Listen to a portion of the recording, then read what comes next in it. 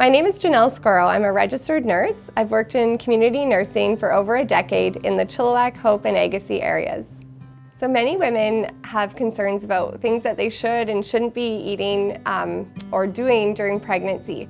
I'm just going to talk to you a little bit about that, go through some of the key messages with things you should and shouldn't be doing. So it's always important, and probably many of you are already doing this, but taking your prenatal vitamins daily, right from preconception actually is ideal. It's important to limit caffeine intake to 2 cups a day at most, which equals about 200 milligrams of caffeine. And it's important to remember that 1 cup is 250 milliliters. So a lot of times we might fill a big cup up, but that could equal 4 cups of coffee, but you think of it as just 1. It's also important to remember that caffeine is hidden in many other foods. So remember to check. Chocolate can have caffeine in it, energy drinks can have caffeine in them, as well as teas. Herbal teas are safer. Although, that being said, it's important that pregnant women avoid raspberry leaf tea. Raspberry leaf tea can cause uterine contractions, and we're not wanting that to happen prematurely. We want to wait till it's safe for those contractions to happen. So sometimes at the end of pregnancy, drinking raspberry leaf tea, if your primary care provider, such as your doctor or midwife, says it's okay, it is something that many women will enjoy at the end of pregnancy. It's important to minimize artificial sweeteners. Having some artificial sweeteners is okay. It's been deemed safe, but again, trying to minimize. So artificial sweeteners are in sugar-free food items, and like diet pops and diet drinks tend to have artificial sweeteners in them. Avoiding raw fish and unpasteurized foods is also important. It's our food safety in Canada, our food preparation safety has definitely gotten better, and there are pretty strict standards.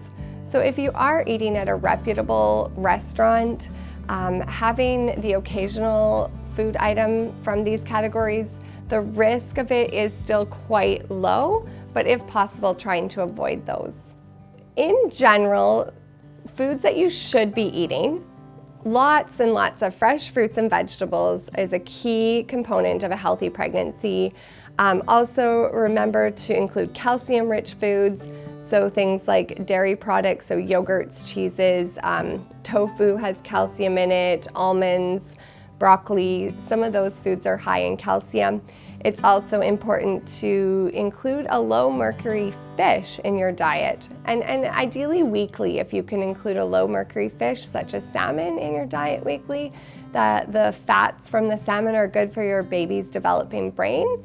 And we also want to include whole grains such as whole grain breads, pastas, and as well as proteins, meats, legumes, beans, lentils are an important part of a pregnant woman's diet. So I'd like to do a comparison of sugar content from, a typical drink that you might get at your local coffee shop. So maybe an iced coffee drink or a warm latte style type drink. Those drinks can range from 33 grams of sugar to 66 grams of sugar. So, and when we think about the nutrients in those drinks, there's some milk, but other than that, it's sugar, a lot of sugar. And in your milk, you might get some calcium, some vitamin D, some vitamin A. But we have to remember that caffeine can actually block some of that calcium absorption. So you might not be getting the full benefit of that calcium from those coffee drinks. If we take that and now we look at a snack that you could have in place of those iced coffee or latte style drinks, and have a whole apple with the skin on and 2 tablespoons of peanut butter, what you're gonna find in those is that there's 17 grams of sugar, so half or even more than half the sugar, depending on what coffee drink you have. And there's 7 grams of fiber, as well as you'll find there's vitamin C, B vitamins, vitamin A, and phytonutrients from that snack. So all those things with those minerals and vitamins are so important for your developing baby. And you're going to probably feel more full by eating the apple and peanut butter compared to the coffee drink. I'm not saying that you never should enjoy a coffee drink. It's okay to treat yourself to those occasionally, but maybe trying to cut down if you were, having them daily or twice daily, and really try to think about, is this nutritious for me and my baby?